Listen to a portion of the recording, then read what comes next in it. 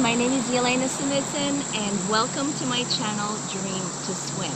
I have gotten a few comments about some of you having a difficult time floating on your back. Today I would like to talk about floating in a little bit more depth.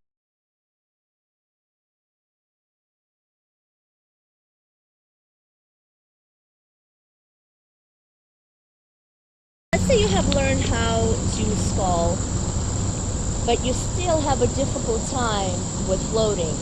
It might look like this. So your feet are under the surface, your knees are bent, right? And you're having a difficult time balancing here.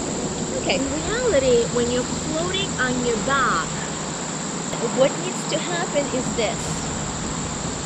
Shoulder blades should be back. Your abs should be really tight. The rib cage tight, right? The rib cage engaged.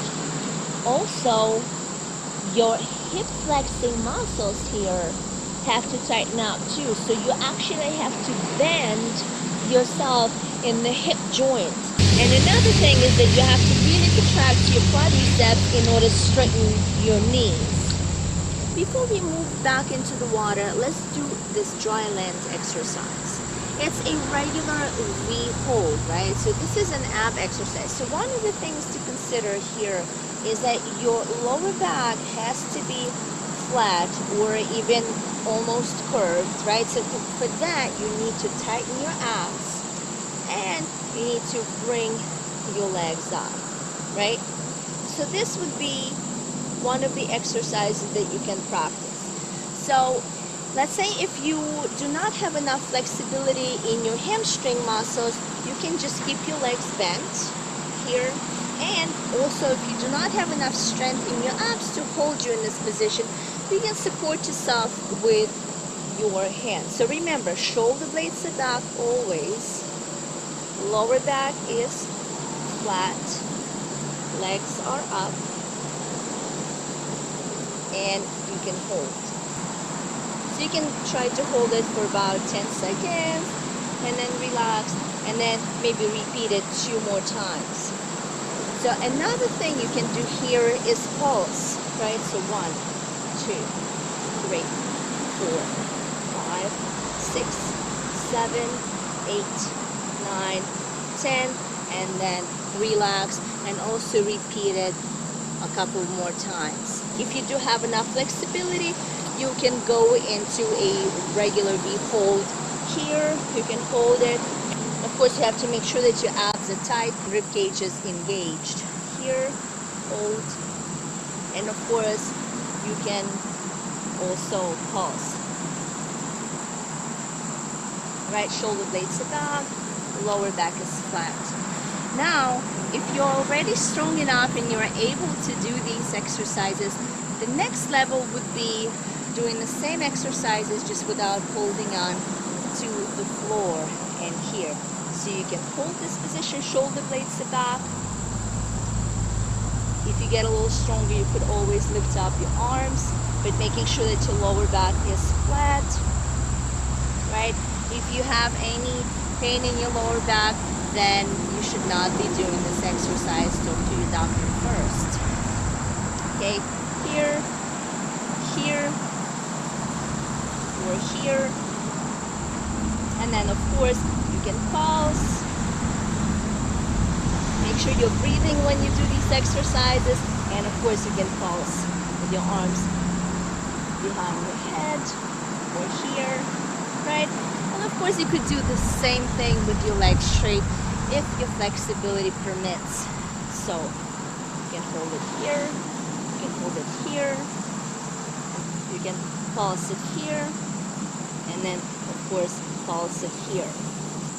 Okay, so these few exercises will definitely strengthen your abs and they will also strengthen your hip flexing muscles. So after practicing your exercises on dry land, you can go into the water and practice the same exercises here. For these ones, you do have to make sure that you learn how to do basic sculling. So shoulder blades are back, we are using our forearms, and you can just bring your knees up and you can hold this position. Your abs are tightening, your hip flexors are working. It gets quite difficult keeping your head up, so you can always put your head back and just hold this position. You can try to take a deep breath in, hold your breath, and try to float in this position.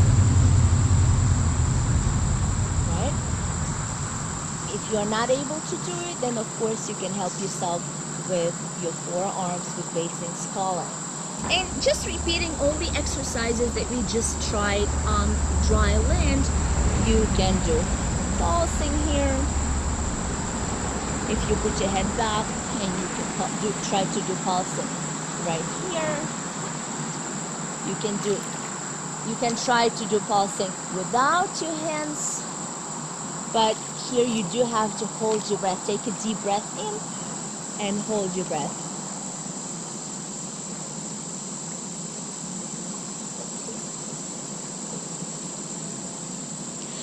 Okay, all right.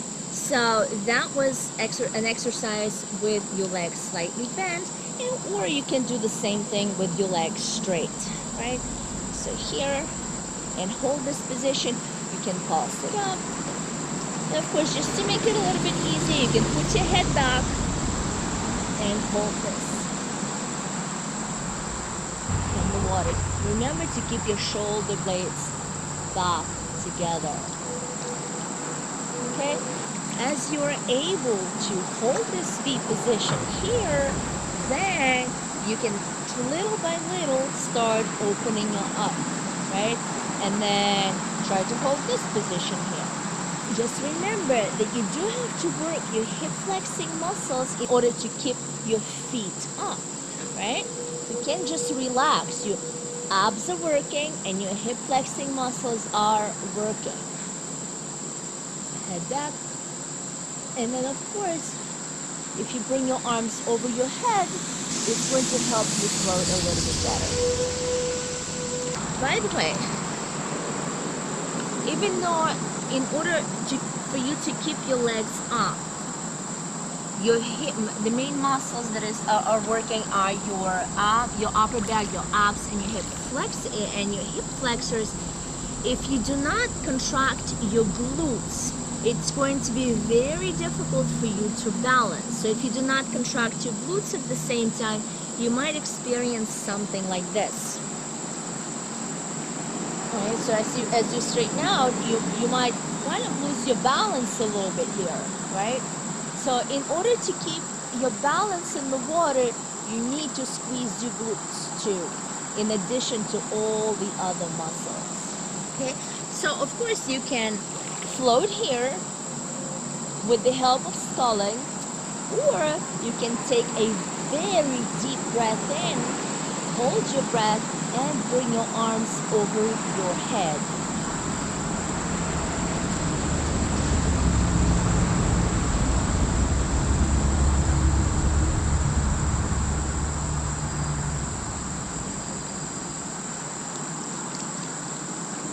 I hope that you keep falling in love with water, and remember that practice makes everything perfect.